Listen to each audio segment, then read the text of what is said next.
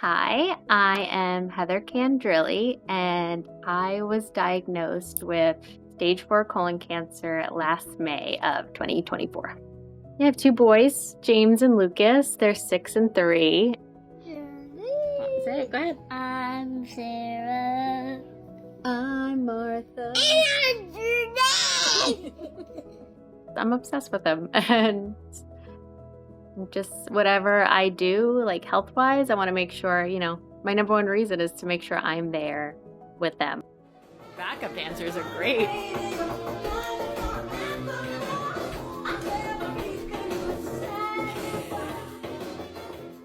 I want to see them get big, and I want to see what kind of men they grow up to be, hopefully good men. And, it's important to be kind, and that's what I always tell them.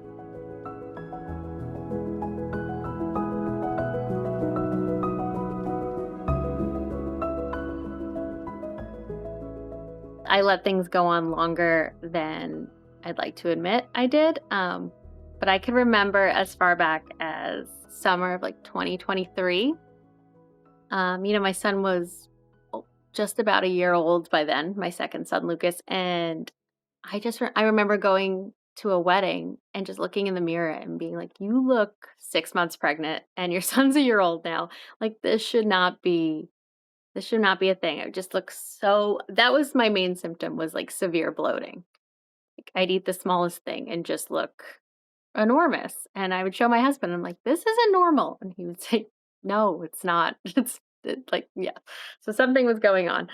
I think by 2024, that's when I started noticing rectal bleeding. And it wasn't like normal rectal bleeding. It was a little bit heavier than, I was concerned. So I remember being at an urgent care one day and mentioning it to them. I was there for something totally different, like a cold, but mentioning it to them, and they were like, it's probably internal hemorrhoids. And I was like, oh, she's probably right.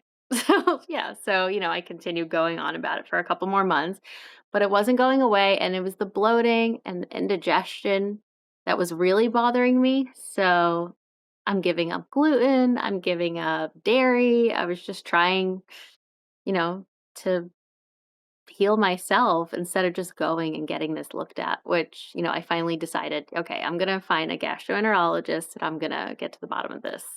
Saw the gastroenterologist, and he was good. He didn't do wrong by me. He said, okay, we're going to schedule an ultrasound of your abdomen. We're going to schedule the colonoscopy and the endoscopy, and we're going to get to the bottom of this. I had the ultrasound done first. And that's where they found lesions throughout my liver. And they called me and they were like, we want you to come in. And I said, no, you have to tell me right now. I said, you have to call me right now because I'm alone with my children and I can't wait till tomorrow. I'm going to be freaking out all day.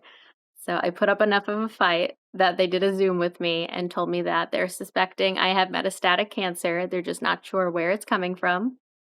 So they're like, we'll move up your colonoscopy, and in the meantime, go to your dermatologist, go to your gynecologist, go to your eye doctor if you ever had a freckle in your eye, which I did. So, for the next couple days, I did that. And then, of course, it was the colonoscopy that found the mass. I don't think I even believe them still. I'm always trying to fix whatever is going on, whether it's something small or big or like something with the kids. Like I need to get to the bottom of it right away. That I think I just, yeah, like just start, like I just need to fix this. Whatever this is, I need to get to the bottom of it and just fix it. And I don't think I was able to like just sit down and really soak it in, like what it really was. And I think that's what I'm doing a lot nowadays. Now, like everything still feels so surreal that like it'll hit me every once in a while and I'll just start crying. But yeah, I don't think the first few months I really knew the severity of it, as crazy as that sounds. It's just like, I just gotta have to do things. I'm just gonna do whatever they tell me to do, and we'll fix it. We'll be out of this in the next couple months, which definitely is not the case. I guess I never thought it would be colon cancer. I thought it would be something treatable, and it's not really something heard of in people our age, especially young women. You hear a lot of breast cancer and ovarian stuff. You never really hear of colon cancer in young, pretty much healthy women in their 30s.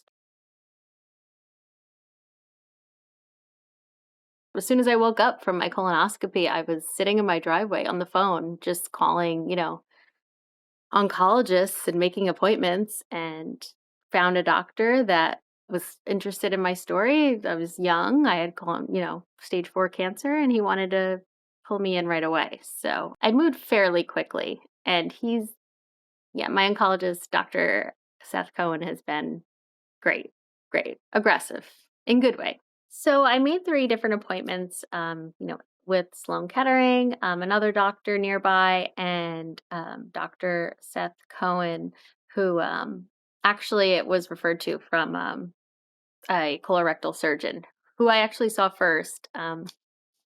But he's the one who actually told me, like, you don't need surgery, you need chemo. So he referred me to Dr. Seth Cohen, and yeah, he was the one who wanted to see me right away, and the other 2 had, like, an appointment really far out, so I wanna get this done quickly. So, my first meeting with him, he said, like, "Okay, you have scans scheduled for these dates, like, that's not gonna work for me," and he called them all up and was like, "No, like, she needs to come in now, she's 35." So, I like that. I like that about him right away. So, I think I met with him maybe, like, the end of May. I think it was June, my son's birthday. It was June 6th, I had my first treatment. Yeah, everything moved quickly, and I liked that. I felt like he wants to help me. Originally, I was, put on Folfox and Vectibix, and Vectibix is the target therapy that causes the rash. Um, I was only able to tolerate 7 rounds of Folfox, which was a good day at the 7th round. I was just looking around and noticed, like, my vision got very blurry. Um, my heart started racing, and I was like, "I don't know if this anxiety, but just to let you guys know, something's wrong." So they came over, they took my blood pressure. They're like, "Okay, disconnect her, pump her with Benadryl." They're like, "This usually kind of happens around the 7th round. Like, not everyone can tolerate it." So then I was switched to Fulfiri, but still with Vectibix. So I've been on that for 18 rounds. I think I've had 25 or 26 rounds so far. So that would be, yeah, like probably 18 rounds of Fulfiri. So which causes hair loss, which luckily I have not been experiencing lately, which is nice.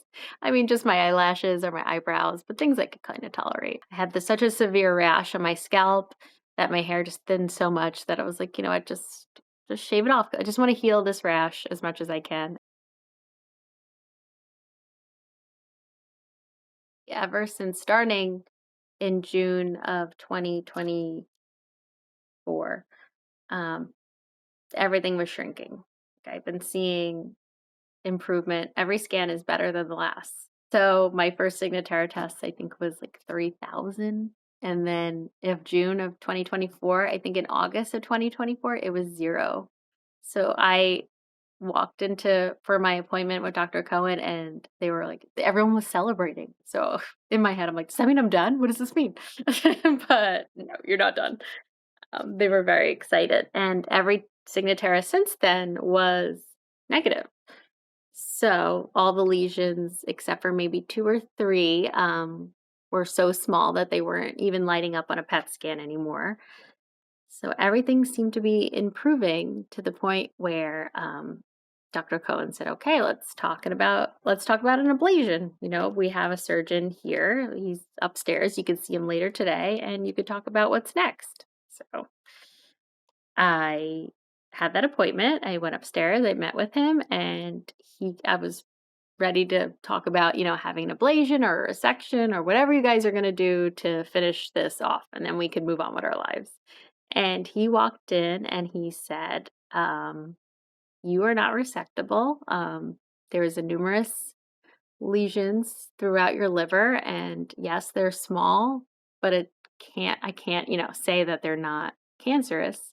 So I think your best option would be a transplant or a pump that pumps chemo directly into the liver. And oh my gosh, I was like, what do you mean?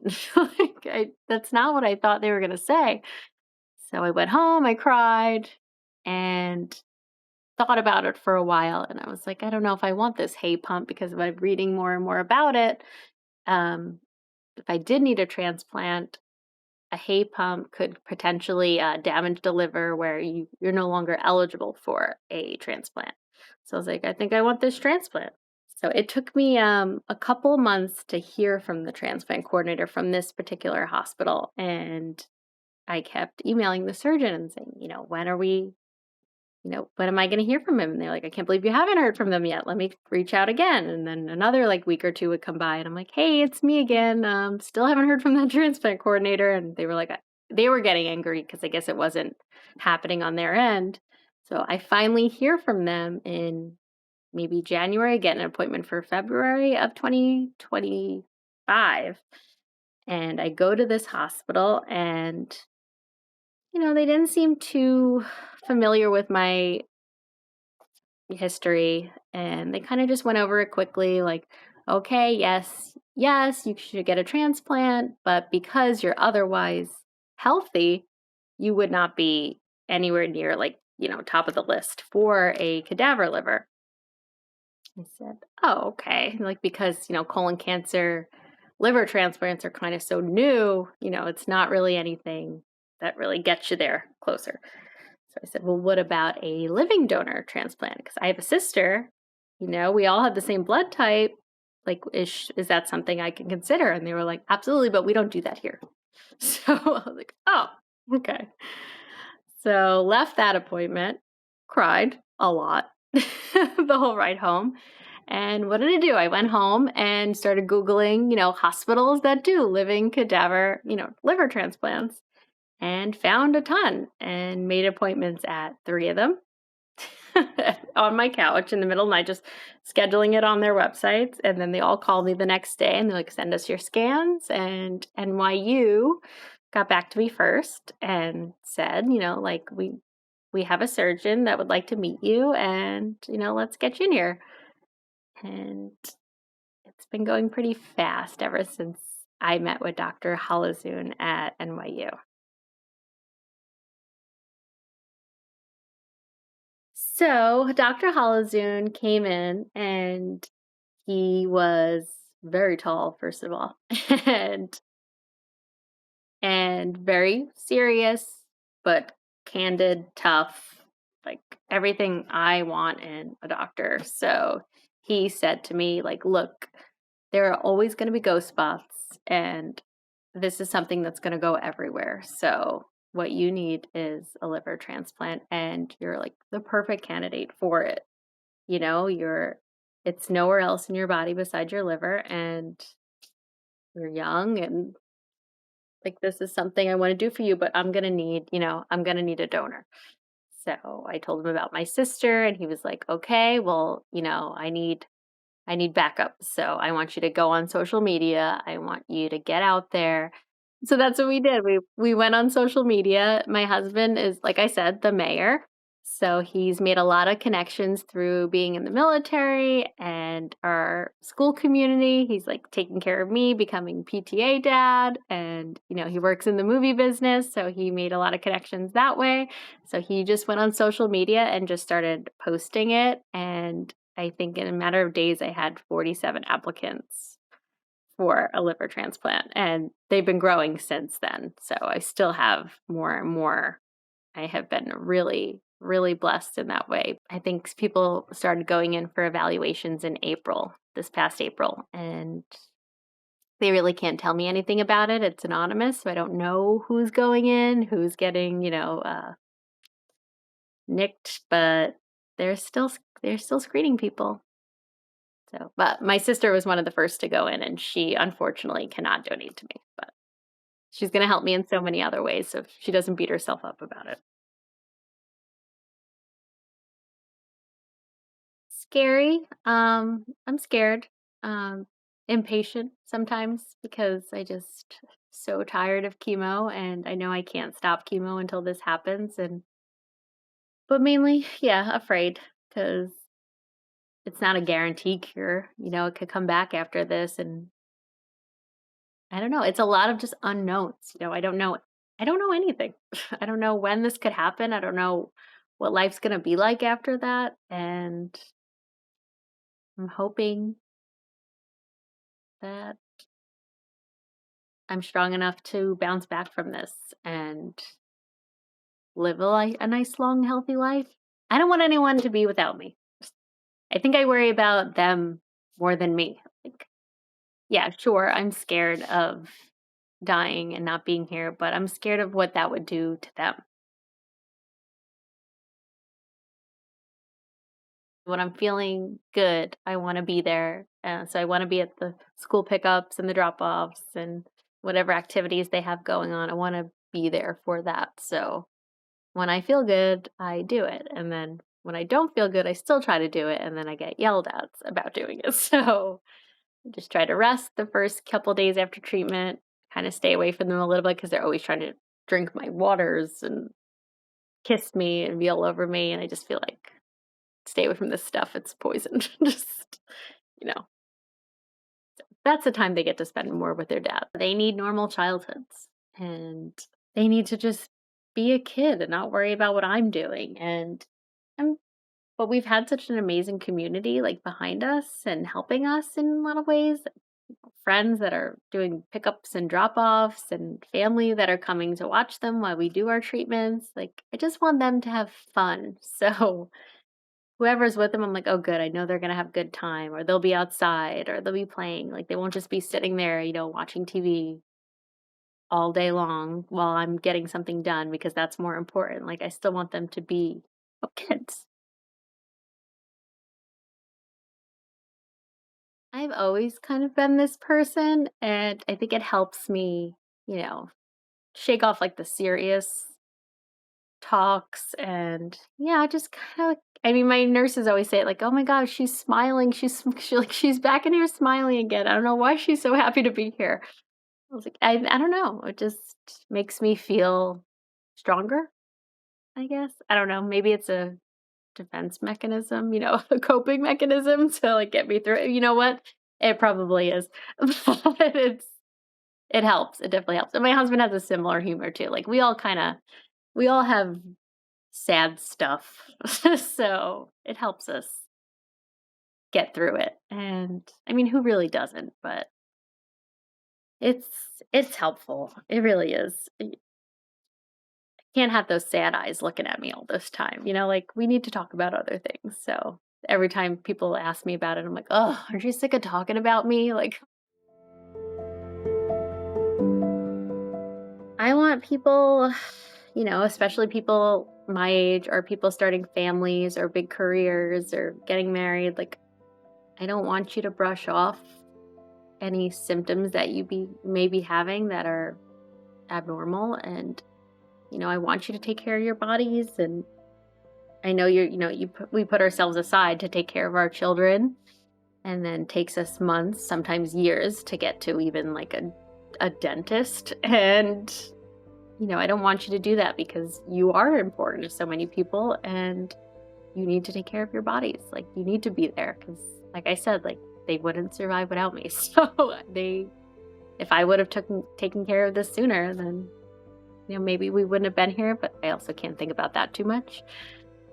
So yeah, just take care of your bodies. Don't go to Dr. Google, like call a physician and tell them everything, even the stuff you're embarrassed to say, just tell them. Tell them what it is, what's going on, because sometimes it's not normal. Just do the best you can.